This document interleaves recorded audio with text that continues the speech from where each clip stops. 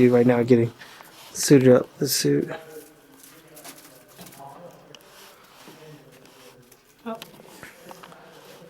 These are a little bit bigger and they actually stand up on a riser versus these where it's like almost like a half circle. The computer still picks it up and still sees it as a circle, even though it doesn't really look like it from the real world. Well, we're doing I'm working with the Texas Back Institute to study the golf swing with the Texas Back Institute to talk about stress on the back. So that's one of the things we're going to animate how the back works. So there's going to be a 3D model of you swinging? Mm-hmm. Will it look like you? Like, person look like you, or? I don't know. Hope it looks better than me. Maybe they can. Do you have a nickname for your avatar?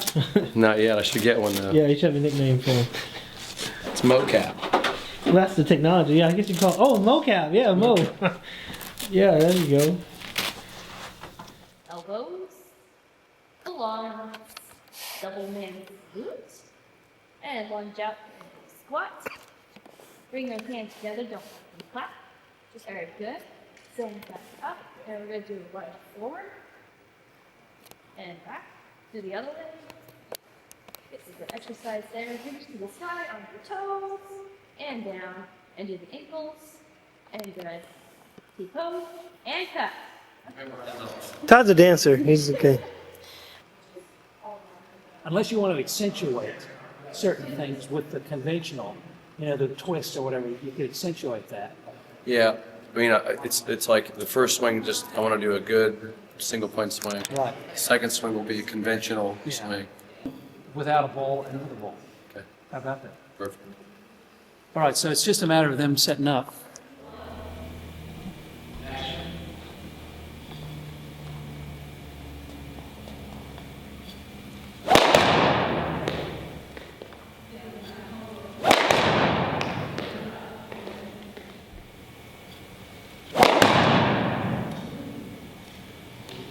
This video that you stumble across on YouTube may be the most important video you'll ever watch when it comes to your decision on how you can simplify your golf swing with Moe Norman's single plane swing. I'm not just going to talk in this video about what simple means. I'm going to show you what it is in data and proof, because we have to go through the detail and the evidence and the work that I've done throughout my lifetime to show people an easier way to play golf. But I also have the data and the proof. Watch this entire video. It may get a little bit long. You may have to watch it in multiple parts. However, if you follow me on this video and you see what I'm presenting to you here, you will never look at the golf swing the same way again. Stay with me on this video, because one of the things that I get approached with all the time is questions about Moe's swing. Why isn't everybody on tour swinging like Moe? If it's so great, why doesn't everybody swing on tour? And let's go through the data of this that shows how Moe Norman's golf swing is an easier way to hit a golf ball, a more consistent way, and a better way on your body. It's important because not only am I going to go through the discoveries that I've made measuring this stuff, but the fact of the matter is I've measured it. And let me point out a couple of things here. We have to make a comparison to a conventional golf swing. So that's what you're asking. You're asking, hey, why, if Moe's swing is so great, why doesn't everybody on tour use it compared to the guys on the tour? Well, here's one point I want to make to that. The guys on the tour all swing it very differently, right? You'd have to admit there's a lot of different variations of golf swings on tour. To say the conventional golf swing is this or that, it's even hard to do. So what we have to do, if we're going to study the data and look at the science behind simplicity, and what I mean by simplicity is we have to define that too. We have to define simplicity, and we have to then do a comparison of Moe Norman single plane to a conventional golf swing. So if you're interested in learning more about the single plane swing and simplifying your golf game, you can download my plane guide by clicking the link in the bio or the description so I can simplify your golf swing too. So by the end of tonight, you're going to make a decision on whether you think Moe Norman's golf swing is worth a shot if it's easier. But let's talk about that. What does it mean to be an easier golf swing? And the way I'm going to present that is the most important moment of a golf swing is obviously here. Impact, right? Going to impact. So you would say that if we can get to this most important moment where we strike this golf ball at impact right here, and we smash that golf ball, and that club smashes the ball squarely and hits the ball with a square face with a great path, that we want to get our goal, the goal of a golf swing is to produce speed and compress the ball at impact consistently the same way. The data shows, and this is when I did a lot of research with some of the performance centers, the Titleist Performance Center, TaylorMade Performance Center, Callaway, ECPC. When you look at the data, what separates a good golfer from a bad golfer or a not as accomplished golfer is some data. And one of the questions that I asked many of the guys who study this stuff is, if you looked at data only data on a piece of paper, how could you tell if a golfer was a good golfer or not? Just if you looked at smash factors, ball speeds, swing speeds, all the things that you'd see if you're hitting a golf ball and looking at a TrackMan or the things that produce data on a golf shot. But if all I had was the data, I didn't have the human being, I couldn't see the golf swing, all I had was data, what data could you pull from that sheet that says a good player or not? And it's pretty interesting. The one piece of data that they pretty much all agreed on was consistency of ball speed. So that means that if you hit a 7-iron, so if I hit the 7-iron, every single time that the ball comes off at the same speed every time with a 7-iron, same speed with an 8-iron, same speed with a 5-iron, same speed with the driver, consistent speeds. What does that mean? If I hit a golf ball and I have consistent ball speeds, what it means is I'm getting to impact in the same way every single time. Does that make sense? So if I get to impact the same way every single time, the ball, which means the club has the same loft, the club has the same speed, the ball comes off at the same speed. It wasn't the quantity, it wasn't the amount of speed. Matter of fact, there was a young lady hitting golf balls at the end of the range who didn't hit it very far, but she was one of the best LPGA Tour players at the time on the tour. And it's because she knew exactly how far it was going with every single club consistently. So what it meant was, if I have consistent ball speeds, I have a consistent impact position. So that's the direct correlation. It always correlates to the consistency of the compression and solidness of contact at impact. It did not compare to how much speed. Okay, so that's what determines whether a player is a high quality player or ball striker. They have developed impact. So there is my definition of what it takes to be a good golfer. Impact. We have to get to impact consistently. And you know this, because if one time you get to impact good and the other time you don't get to impact good and the balls are going everywhere, there's no predictability, there's no consistency, you have no idea how far your clubs are going, golf is difficult. So my definition, and many people's definitions of a good player, is who gets to impact in the most efficient, consistent way possible. So now it's our definition of what consistency is, impact. That's the goal. Okay, having said that, then we got to look at what is simplicity. So simplicity is, in my view, in my opinion, is based on causality. What I mean by that is, what's causing the club to move? And then, is the club moving in an efficient way? So causality is, in the definition I'm using here, is what's causing the club to make a path and what's causing the club to have the face angle square. So what's the causality of motion of a golf club? Because that's what we have to get to impact, right? We've got to get the club to impact. What's causing it to get to impact is the motion of my body, which it's all the parts: hands, arms, shoulders, torso, pelvis, feet. Okay.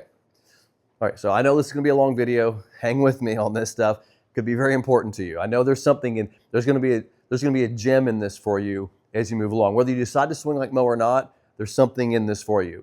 We're going to go through this. Okay. That's step number one. Okay, so we understand what simplicity is, and we understand that we understand what the goal is, impact, and now we're understanding what simplicity means, how we move the body efficiently. Okay, now, there's metrics to body movement. Okay, so we gotta move the body, and the body moves through three-dimensional space.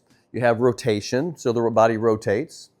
The body has a tilt and bend on this axis, which is actually this axis, right? And it has a bend and tilt on this axis. So those are the three ranges of motion my body can work into, which are the three-dimensional motion of the body. So all our body parts have rotation, we have hinges, we have levers. So what we want to do, if you're following me on this, is we want to find the most effective, efficient way to use the human body to get the club to move into impact. less rotation, as little bend as possible, as little side bend as possible, and still accelerate and produce speed. Okay, all right, follow me on this. Now, that's step one. We kind of have a good definition of what we're trying to accomplish here. Okay, number two is we're going to compare Moe Norman's swing to a conventional swing, but there's a problem with that. And of course, I've done all this research. The problem with that is, what do you consider a conventional golf swing? What do you consider that?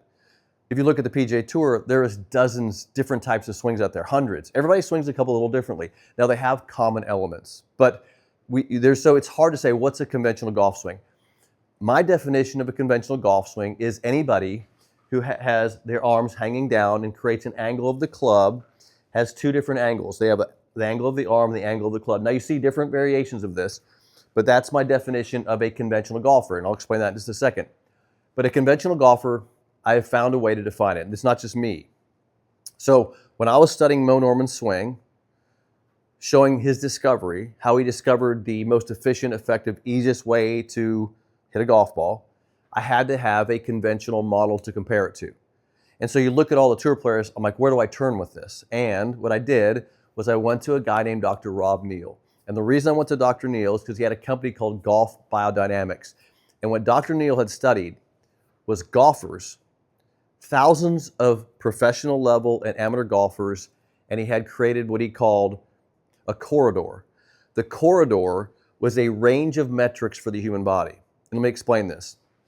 So the corridor, if I said, give me the corridor of side bend, every conventional golfer has between 7 and 13 degrees of side bend at address. So 7 to 13. The average was 10, right? That's right in the middle. Between 7 and 13 is 10. So the average is 10. So every conventional golfer fell within this corridor. So he had a metric for every part of the body. He had a metric of rotation. He had a metric of bend in every position. So what is the forward bend of a conventional golfer at address? This is with a 6 iron. How much rotation in the backswing? There's a corridor of rotation. There was a corridor of bend, side bend, rotation at impact. So he had a corridor. In other words, he had a measurement of the average composite of all the best golfers' swings.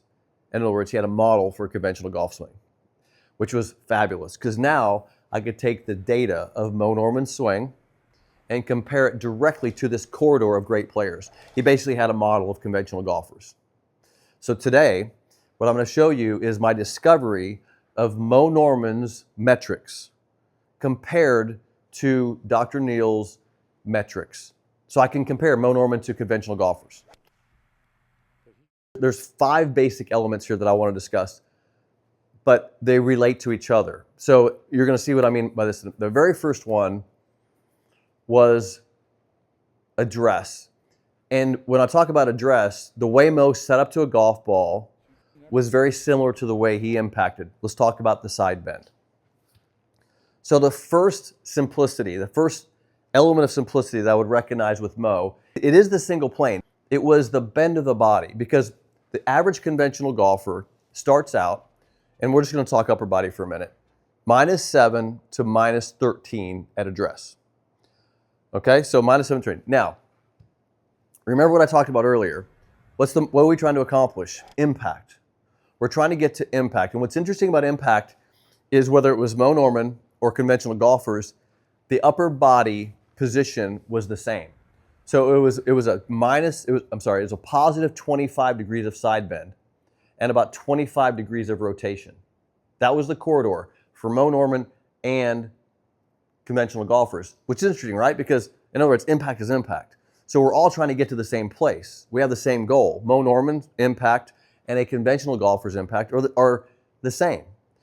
It's how we get there. So we're trying to get to the same position, which was 25 degrees of side bend and about 25 degrees of rotation. But here's what's interesting, and this is the first element I want to talk about, because this is what triggers the rest of them. The average conventional golfer is -10. Well, -10, I'm sorry, I see minus. It's +10 and then 25. So he has to move 15 degrees from backswing to downswing. He has 15 degrees of added side bend. So he has to basically start at 10, take it back, and then add 15 more. And there's pelvis involved with that. So the pelvis is moving and his upper body has to get to a bend. Okay, 15 degrees additional. Moe started with 16. Notice what happens biophysically. When I add tilt to my body, it puts the arm in flexion. That's what it needs to be at impact. All good players have flexion in their lead arm. That's what aligns it, and that's what squares the face. Well, if I start with 10, I've got to add tilt and flexion. That's why you see conventional golfers lift the body. They lift and tilt. So you see they start here, they lift and they tilt. So you see motion here. You see not only is it the bend the problem, the arms are the problem too. We're going to talk about this some more. So what you saw with Moe is he started with 16, took the club back, ended up with 25. So 9 degrees. So 6 degrees less side bend from address to impact. And you're thinking, okay, Todd, that's not that much. That's a lot. I'm going to show you why. Okay, so keep in mind the side bend at address. Moe is starting at address in a very similar position than impact. Now, let me add one more layer to this. The pelvis position. The pelvis, when it moves from address to backswing to impact, increases in side bend. Moe's pelvis and the conventional golf pelvis were the same. So follow me on this. So you're getting additional upper body side bend from the pelvis. So in other words, if Moe's pelvis and a conventional pelvis move the same when it comes to side bend, right? That means, and it's adding motion here, it's adding tilt. Moe's upper body really didn't have to tilt. He didn't have to tilt upper body. So in other words, he just moved his pelvis and it created upper body tilt. See that? Follow me on that? Because if you have to add, Moe has to add 9 degrees, you can do it with pelvis. I just move my pelvis into a side bend and my upper body goes into more side bend. Does that make sense? That means a conventional golfer has to add more. Because if he has the same amount, but he's got to get 15, now he's got to go a lot more, right? So you're seeing now what I'm talking about.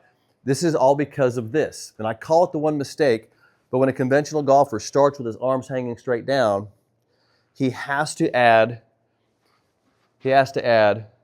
side bend and lift the shoulder, okay, into flexion. All right, so there's the start of it. Now let's go through these. Upper body. So you're seeing what's happening to the upper body. A lifting is happening. Because of this conventional golf mechanic, the shaft being on a separate plane than the arm, so this is what you see. The shaft is on a plane and the arm's on a plane. And now you saw what I just did with the upper body, how I had to lift. What's happening is the pelvis is lifting. That's the second thing. The pelvis is making an upward movement. So you're starting here conventionally, and you're having to lift to make room because what's happening is this club is trying to straighten up the arms, and you got to lift the body. So you're losing space because this mass is trying to kind of produce a straight line. It's trying to line up with the arms. So you're getting this lift. The conventional golfer's pelvis lifts approximately 3 inches. So this sacrum is lifting 3 inches, which is why you see people's feet come off the ground, why it looks like they're jumping and they're lifting. Moe's pelvis went down 2 inches.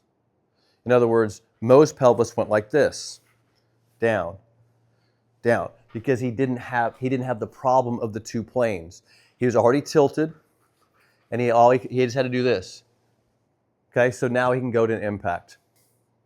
This is an important discussion because one of the conversations I have with conventional golfers is they say this. They say that this produces speed, that lifting your body produces speed. And here's the conversation we need to have about that. A conventional golfer, because of their starting position, which we just talked about, must lift the body.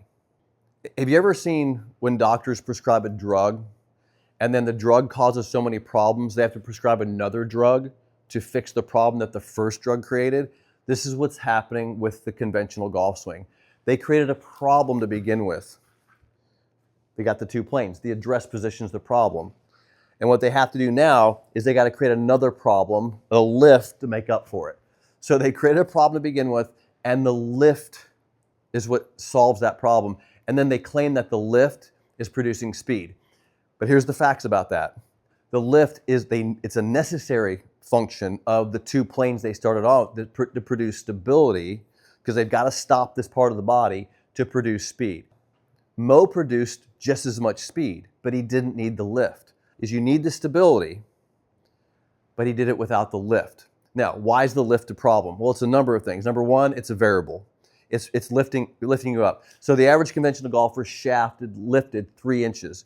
So the shaft lifts 3 inches from address to impact. So when you watch a conventional golfer, you see shaft lift, address, impact, and you see the lifting of the body as they're rotating.